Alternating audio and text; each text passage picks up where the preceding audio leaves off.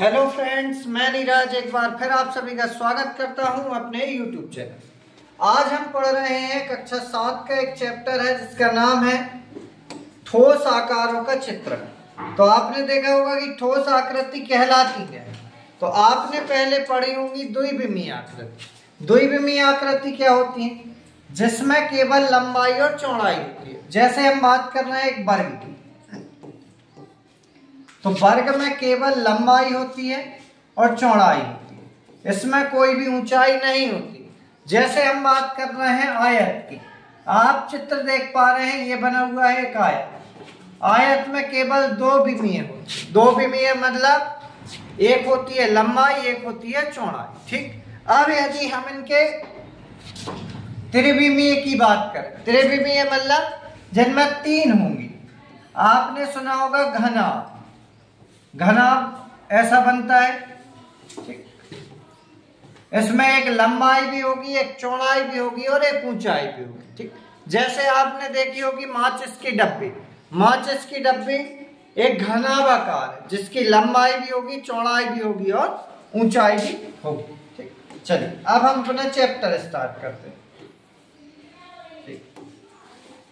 देखिए, ठोस आकारों का चित्रण। ठीक, ठोस आकारों के चित्रण में हम देख रहे हैं सबसे पहले भूमि, तल आकृतियां और ठोस आकार। इस अध्याय में आप अब तक देखी गई आकृतियों को उनकी विमाओं के रूप में वर्गीकृत करें। विमाएं मतलब होती हैं रेखाएं। ठीक, कितनी रेखाओं से मिलकर कोई आकृति बनी। जैसे आपने दैनिक जीवन में अपने परिवेश से विभिन्न आकारों की अनेक वस्तुएं देखी होंगी। जैसे बात करें पुस्तकें, गेंदें, आइसक्रीम, शंकु इत्यादि। अधिकांशतः इन सभी वस्तुओं में एक सर्वनिष्ठ या कॉमन यह है कि इनमें से प्रत्येक की कुछ लंबाई होगी, चौड़ाई होगी, ऊंचाई होगी या फिर गहराई होगी। ठीक, तो ये बात हो रही है तीन विमाओं। कितनी विमाओं की? तीन विमाओं की बात हो रही है, इसलिए इनको हम क्या कहेंगे? त्रिविमीय आकृतियां कहेंगे। ठीक, थ्री डायमेंशनल शेप्स, त्रिविमीय आकृति। अब आप देख पा रहे हैं सामने आपके चित्र दिए गए, कुछ चित्र दिए गए हैं, अपन इनको मिला। जैसे घनाभ, तो घनाभ मैंने बताया था आयत से मिलके घनाभ बनता है। ठीक, इसके बाद हम देख रहे हैं बेलन। तो बेलन कहाँ है? बेलन ये रहा। ठीक, इसके बाद घन। घन की बात करें तो घन काय से मिलके बनता है? तो घन बनता है वर्ग से मिलके। ठीक, आपने देखा होगा वर्ग, वर्ग का त्रिविमीय शेप होता है घन। इसके बाद हम बात करें शंकु। शंकु मतलब आपने देखी होगी होली में आप लोगों ने एक कौन या चुंगी टाइप कैप लगाई होगी। ठीक, या फिर आइसक्रीम की कौन देखी होगी, वो होता है शंकु। हम बात कर रहे हैं गोलक। गोला रहा आपका ये, आप गोले को ऐसे मिला। ठीक, गोला मतलब अंदर से भरा हुआ। जैसे हम बात करें गेंद, आपने देखी होगी टेनिस की बॉल या फिर फुटबॉल, ये होती है गोला। अच्छा, वृत्त क्या होता है? तो वृत्त ऐसा होता है जो अंदर से खाली होता है। जैसे हम बात करें आपसे, आपने चूड़ी देखी होगी या फिर आपने हाथ में पहनने के लिए कोई कंगन, चूड़ी, ठीक, या कड़ा, इस टाइप के आपके वृत्त कहलाते हैं। और बॉल या चिंगा, कंचा जो अंदर से भरा हुआ होता है वो गोला कहलाता है। अब हम बात कर रहे हैं पिरामिड। तो पिरामिड आपने देखा होगा, पिरामिड ये रहा। पिरामिड मतलब प्रिज्म। प्रिज्म देखा है आपने? ठीक, साइंस में आपने देखा होगा, विज्ञान में प्रिज्म। प्रिज्म इस टाइप से रहता है। ठीक, चलिए हमने एक सही जोड़ी मिला ली। अब हम चल रहे हैं द्विविमीय की बात कर। अभी हमने आपसे बात करी है त्रिविमीय की, जिसमें लंबाई भी होगी, चौड़ाई भी होगी और ऊंचाई भी होगी। अब हम बात कर रहे हैं द्विविमीय, जिसमें केवल लंबाई होगी और चौड़ाई। प्रत्येक आकार जैसी कुछ वस्तुएं पहचान। कागज पर खींची जाने वाली रेखा आकृतियां केवल लंबाई होगी और चौड़ाई होगी। यह आकृति कैसी कहलाएंगी? द्विविमीय या टू डायमेंशनल कहलाएंगी। अब हम ये वाली सही जोड़ी मिलाते हैं। ठीक, देखिए आप लोग, इसमें आपके 5 चित्र दिए गए, हमें 5 ही से मिलाना है। तो आपने अब भी देखा है आयत। ठीक, आयत इससे मिलाना। इसके बाद ये रहा आपका वृत्त। इसके बाद ये रहा आपका त्रिभुज, ठीक। फिर ये रहा आपका वर्ग और ये रहा आपका चतुर्भुज। अच्छा, चतुर्भुज का मतलब होता है चार भुजाओं से बनी बंद आकृति, ठीक। अब वर्ग भी एक चतुर्भुज है, आयत भी एक चतुर्भुज है, और ये भी जो आकृति देख रहे हैं ये भी एक चतुर्भुज है, ठीक। अभी मैंने आपसे बात करी थी त्रिविमीय। त्रिविमीय मतलब वर्ग का त्रिविमीय यदि हम बनाते हैं तो आप देखिए चित्र में हम एक वर्ग से त्रिविमीय आकृति बना रहे हैं। तो आपने देखा होगा इस टाइप का एक लूडो गेम में एक पासा होता है, ठीक। जैसे पासा देखा है, एक घनाकार पासा होता है, ठीक। ये लूडो का पासा है, ठीक। तो ये बन गया किससे? वर्ग से। अब आपने देखा होगा पुराने जमाने में जो सकनी मामा खेलते थे, चौपड़, ठीक, वो आयताकार ऐसे डाइस होते थे, इस टाइप की आयताकार में इस टाइप का आयताकार बना हुआ था उनका पासा, उसमें अंक लिखे रहते थे, ठीक।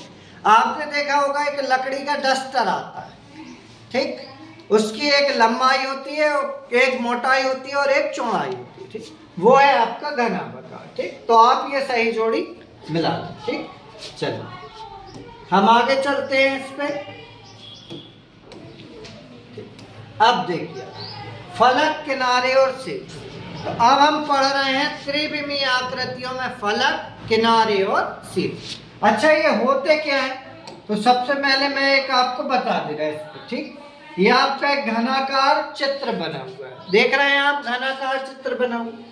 घनाकार मतलब वर्ग से बना हुआ है जी। आप देख रहे हैं दो वर्ग बने, एक सामने एक पीछे। शीर्ष क्या कहलाते? जितने बिंदुओं पर वो कटते।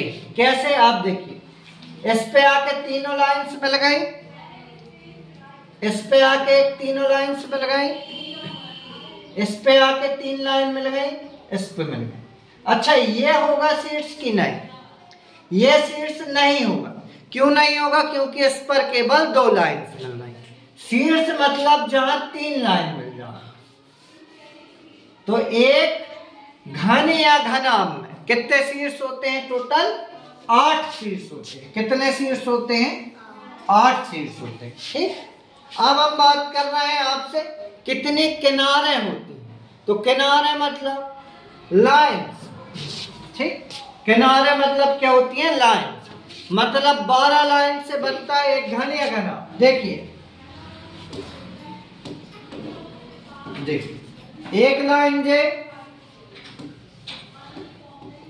एक लाइन जो हो गई, एक लाइन उसके सामने दो, एक जो हो गई 3, एक जो हो गई 4, 5, 6, 7, 8, मतलब दूसरी साइड से भी गिनेगी, ठीक।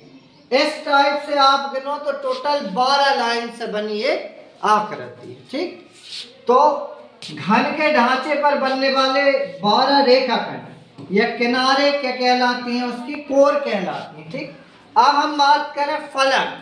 फलक मतलब साइड, कितनी साइड से हम उसे देख सकते हैं।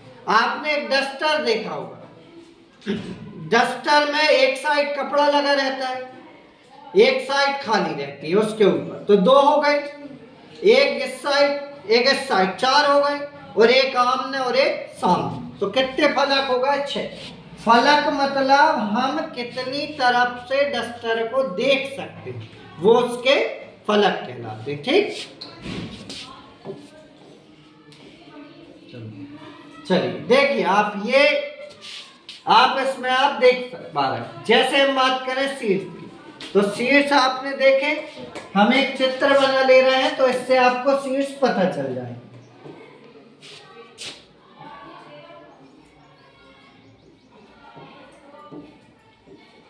देखो कितने शीर्ष हैं इसमें? 1, 2, 3, 4, 5, 6, 7, 8। कितने शीर्ष हो गए? 8, ठीक। अब किनारे मतलब लाइन, 4 लाइन ऊपर, ठीक। अब देखो ऐसे गिन रहा है, एक लाइन ऐसे में, एक लाइन ऐसे में, कितनी हो गई? 2, 3, 4, 5, 6, 7, 8, 9, 10, 11, 12। ठीक, क्लियर। अब अपन वैसे यदि गिनेंगे तो आपको कंफ्यूजन हो जाएगा 16 लाइन का। देखो हम बना ले रहे हैं एक बड़ा वृत्त, आयत। ठीक, हम एक आयत बना रहे हैं। अब हम इसमें आपको गिन के बता रहे हैं तो आपको क्लियर होगा। चित्र दिख रहा है? ठीक, चलो अब हम बना रहे हैं, लाइन गिनवा रहे हैं। 1 लाइन, 2 लाइन, 3 लाइन, 4 लाइन, 5, 6, 7, 8। अब जे लाइन तो गिन चुकी, 9, 10, 11, 12। अब देखो आप पूरी लाइन गिन चुकी। जे वाली लाइन जो है जी कहां से गिन गई? 20 से। जे वाली लाइन कहां से गिन गई? 20 से। जे हो गई 4, 5, 6, 7, 8, 9, 10, 11। समझ गया? तो 12 लाइन हो गए तो ये क्या कहलाएगा? किनारे। ठीक, और फलक मतलब देखने वाले साइड। आप जैसे एक कमरे में बैठे तो आप लेंटर देख पा रहे हैं और एक फर्श देख पा रहे हैं, हो गए दो। एक आप देख पा रहे हैं अपने दाएं साइड की दीवार और एक अपने बाएं साइड की दीवार, हो गए 4। एक आप देख पा रहे हैं सामने की दीवार, एक देख पा रहे हैं आप पीछे की, हो गए 6 फलक। 6 हो गए। ठीक, तो धन्यवाद। यदि आपको कोई मेरी वीडियो पसंद आती है तो मेरे चैनल को लाइक करें, सब्सक्राइब करें और वीडियो को शेयर करें।